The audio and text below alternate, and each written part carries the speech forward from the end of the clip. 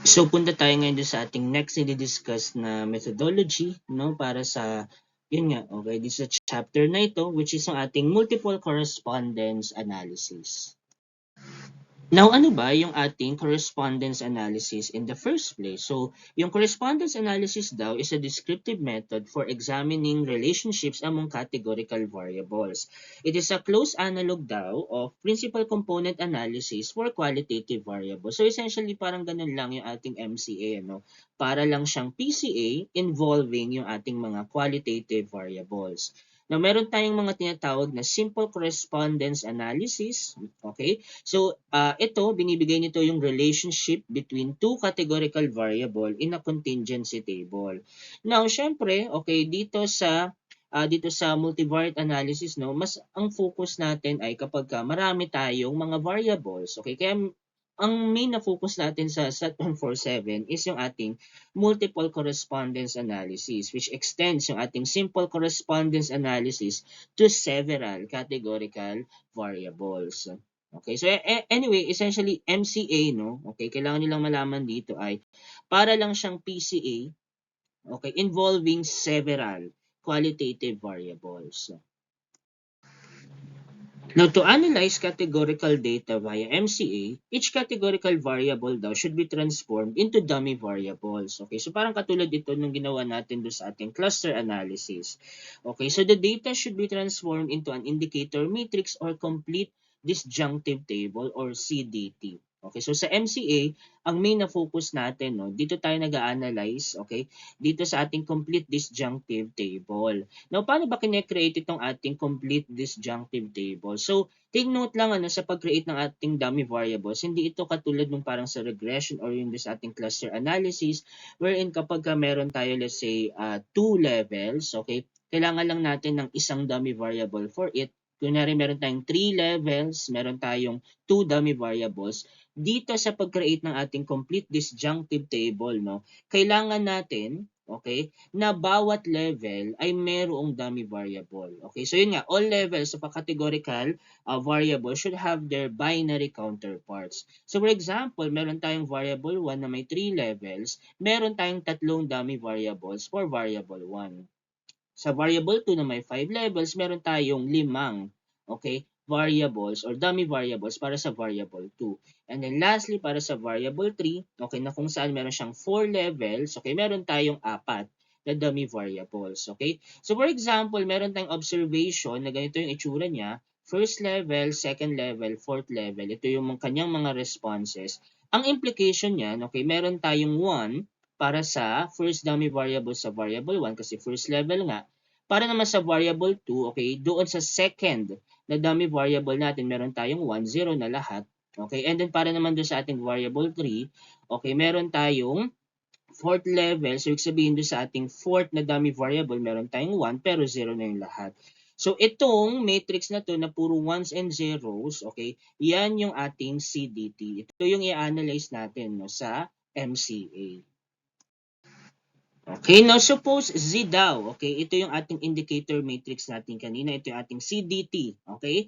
Then yung Z prime Z daw, ito yung tinatawag daw natin na birth matrix. Now, MCA is similar to PCA daw, but the eigenvalues and eigenvectors were derived from the birth matrix. So essentially, ano, yung ating MCA, para lang din siyang PCA natin, okay, sa quantitative variable, no? Pero, in our case, no, tayo ay mag-PCA or tayo ay mag-spectral decomposition gamit itong ating birth matrix, yung ating Z prime Z. Okay?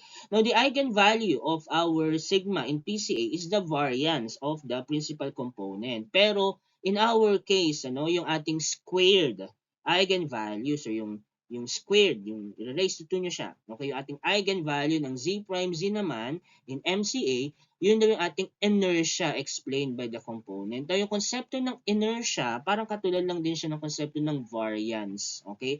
And kailangan natin as much as possible when we do MCA ay ma-retain ang mataas na total inertia explained. Okay? Now, the quality of dimension reduction via MCA may be assessed by checking the total inertia explained nga by the components. Ito naman sabi ko. Now, the inertia explained, okay, by a component or dimension is corresponding to the squared eigenvalue of the birth matrix. So, naulit lang. Okay, now, ideally, syempre, as much as possible, the cumulative percentage of total inertia explained by the components are high. So, syempre, gusto natin, since parang pwede nyo isipin nga yung inertia na para siyang variance, okay, kailangan yung first few, okay, na mga components natin sa ating MCA, dapat mataas yung cumulative percentage ng total variability na kaya nilang ma-retain mula dun sa ating dataset. Okay? Napunta tayo ngayon dun sa ating example. So para dun sa ating example, gagamitin natin yung ating T-dataset mula doon sa ating Factomine-R na package. Now, itong dataset na to, puro lang itong mga yes or no na mga sagot mula sa question na how do you like your tea? Okay, so gusto mo bang inumin yung tea during breakfast, during tea time, during evening, okay, lunch, dinner, always, okay, at gusto mo siyang inumin at home, sa work, sa tea shop, okay, gusto mo ba yung tea na may packaging, maganda yung packaging, mga ganun. Ganun yung mga questions dito sa tea dataset. So actually itong tea dataset meron tayong 36 okay na variables na puro binary yung kanyang laman. Okay, so yun lang naman. Now, kapag nag-run kayo ng MCA dun sa ating dataset, ito yung makuha nating result. So, makikita ninyo yung result ng ating MCA, kahalintulad siya ng result natin sa PCA. So, may mga dimensions tayo, okay, may mga eigenvalues, meron tayong percentage of variance, okay, so parang ito essentially yung ating percentage of inertia. Kasi ang focus natin, di ba, sa MCA ay inertia, okay? Tapos meron din tayong cumulative percentage of inertia, okay? So, yun lang naman. Nang mapapansin natin, yung first 12 na dimensions natin, okay, ay 63% lang ng variability, okay, ng ating original na CDT, yung kaya niyang ma-explain. Okay, so essentially, like, katulad lang talaga itong MCA ng PCA. Now, isa sa mga important na results kapag tayo ay nag-MCA is yung ating MCA factor map.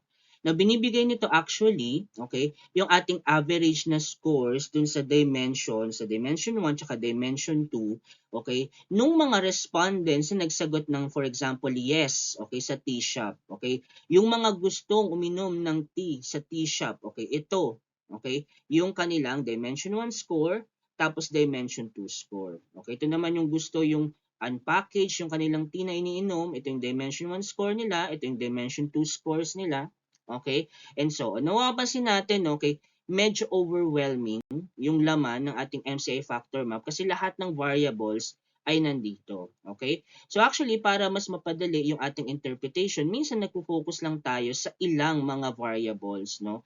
Okay, tapos yun lang yung titingnan natin sa ating MCA factor map. Now, tulad nga ng sabi ko, para mas maayos nating ma-interpret yung ating MCA factor map, minsan nagpo-focus lang tayo dun sa ilang mga variables dito. Okay, so for example, mag-focus lang kaya tayo dun sa mga variables na related sa time. Okay, so yan, okay, essentially, like, tanggalin ninyo dito sa plot natin, let's say, yung T-shop, yung unpackaged, okay, yung ating green, okay, lahat, okay, tanggalin lang natin or isama lang natin dun sa plot natin is yung mga questions na related sa time. Okay, so for example, ito, tea is for dinner, okay, not tea time, okay, not breakfast. So ito yung kanilang mga average na scores na sa dimension 1 and dimension 2.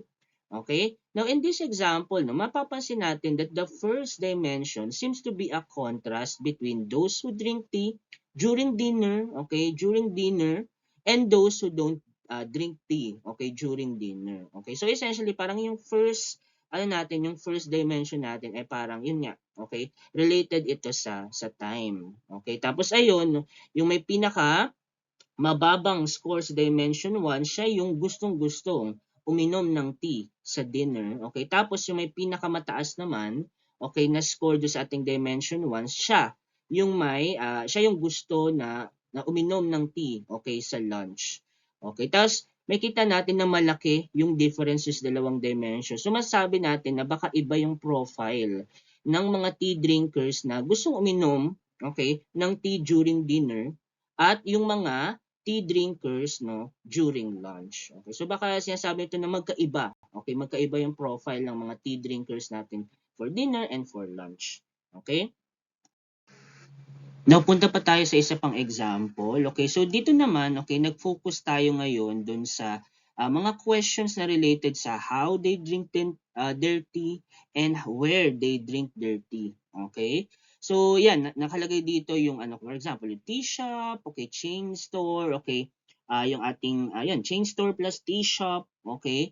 Now, mapapansin natin, okay, yung mga nagsagot ng unpackaged, tapos yung nagsagot din ng yes, no, dun sa tea shop, no, malapit sila with one another. So, baka implication nito, no, yung mga umiinom ng tea, okay, sa tea shop, sila ay most likely, ano, ay gusto nila yung mga tea na unpackaged. Okay, tapos, for example, ito rin, okay, yung mga umiinom daw ng tea sa chain store, okay, tapos, yung mga nagsasabi ng yes, okay, dun sa tea bag, okay?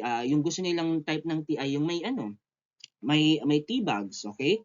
So baka mas sinasabi nito na malapit lang, okay? Or essentially like same set of respondents yung may mga gusto nito, okay? So baka pwede natin masabi na okay, yung mga may gusto ng tea na nasa tea bag, okay? Sila rin yung mga umiinom ng tea sa chain store. Okay? So ganon, okay? Tapos isa pa, okay, makikita natin ay malapit din yung dot, no? Okay, ng tea bag plus unpackaged. Okay, tapos yung chain store plus tea shop. Okay, so baka pwede na masabi na okay, yung mga may gusto ng okay, tea bag plus unpackaged, okay, or tea bag or unpackaged, okay, mas gusto nilang inumin yung kanilang tea no, sa chain store or sa tea shop. Okay, tapos ayun, makikita natin no, yung MCA nga natin is best used for understanding relationships among categorical variables. So nakita natin, okay, may mga relationship no, yung mga levels ng ating mga variables, okay? So may relation, parang may relationship no, yung question na how do you drink your tea, tsaka where do you drink your tea. Now, typically, yung ating mga researchers or analysts tend to focus on the first two components since the goal of using MCA is often to visualize relationship or correspondence of categories. So, yun, laging ang focus lang ay yung dimension 1 tapos ang ating dimension 2. Okay, so ito ay isang example no, para sa factors affecting severity of motorcycle accidents on Thailand's arterial roads, okay, multiple correspondence analysis and ordered logistic regression approaches. Okay, so mula dun sa ating MCA, no, mapapansin natin na okay, meron tayong yung mga nagsabi ng yes, mga na-aksidente sa concrete, okay? Medyo malapit siya dun sa nagsabi na sila ay youth, okay? So, ayun, yung mga youth ay medyo prone sila, okay, na ma-aksidente sa concrete. Medyo prone din na ma-aksidente, okay, yung mga parehas, no, yung mga nag-yes dun sa drinking alcohol, saka not wearing helmet, okay? So yan yung mga pwede nating ma-interpret na mula dito sa example na to. Okay, kung sino yung mga malalapit na puntos, sino yung mga hindi malalapit na puntos.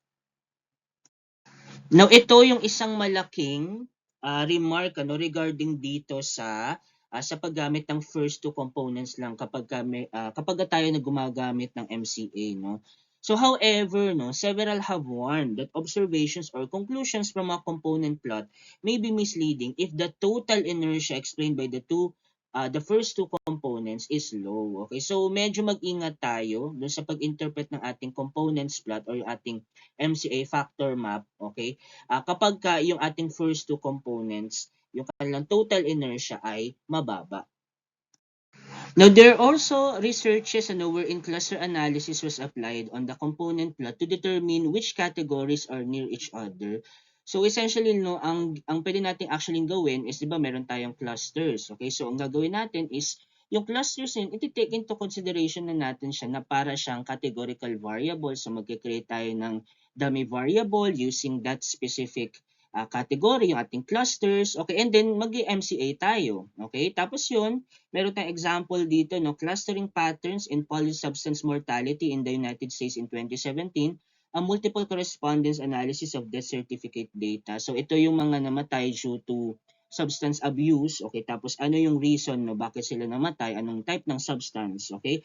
Tapos meron tayong nakalagay dito ng mga clusters, no, so cluster 1, cluster 2, cluster 4, 6, okay, hanggang kay 8 ata ito, no? Now, makita natin yung ating cluster number 6, no? Malapit siya doon sa clonazepam tsaka diazepam. Okay? So baka ang implication nun, marami dun sa mga nandito sa cluster 6, no, ay namatay due to these substances. So, yun, ganun yung pwede nating interpretation.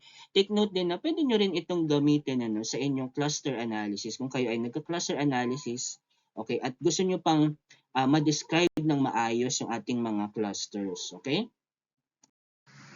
Now, remark lang ano, okay, so the dimensions that can be derived in MCA can have other uses. So for example, no, the dimensions may be viewed as a strategic way of developing a quantitative score based on qualitative variables. Okay, so kung kunyari, puro mga qualitative yung ating mga variables sa ating dataset, baka pwede tayong mag-MCA tapos kunin natin yung mga dimension scores ng mga yun, tapos gamitin natin siya for other purposes.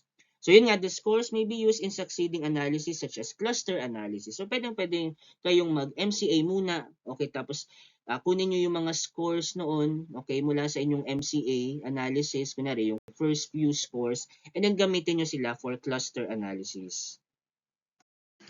Na yung ating MCA, PCA, and many other related techniques fall under a general framework of data analysis called yung ating geometric data analysis. Okay? So kaya siya tawag yung geometric data analysis is nakadepende lang kasi yung ating analysis dun sa geometry ng ating data. Well, nakalagay mo na doon sa pangalan niya. Okay, now yung ating MCA is equivalent to performing PCA on a transformed version of the complete disjunctive table. So essentially, yun lang din sinasabi natin, okay? MCA, ano lang siya, okay? PCA siya dun sa ating CDT.